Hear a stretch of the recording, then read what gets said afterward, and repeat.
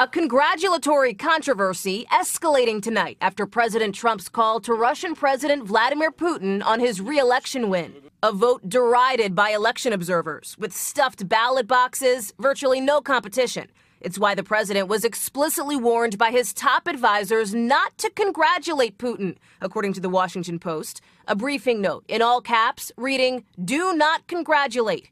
So what happened? I had a call with President Putin and congratulated him on the victory. The White House now furious that this leaked. Two sources familiar with the discussion tell NBC News Chief of Staff John Kelly is frustrated and deeply disappointed with the disclosure. The president defending himself tonight, blasting his predecessors for not being smart enough or energetic enough to develop a good relationship with Russia. Quote, "The fake news media is crazed," he tweeted, "because they wanted me to excoriate Putin. They are wrong."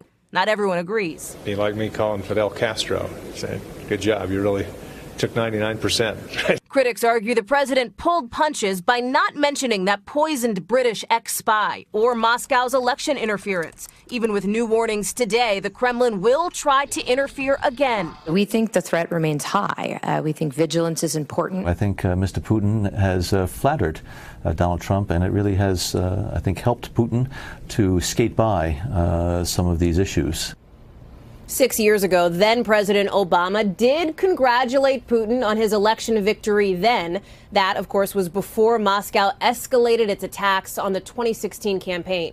As for a potential meeting between Presidents Trump and Putin, the Kremlin says today both countries are working out when and where that could happen. Hey, NBC News fans, thanks for checking out our YouTube channel. Subscribe by clicking on that button down here. And click on any of the videos over here to watch the latest interviews, show highlights, and digital exclusives. Thanks for watching.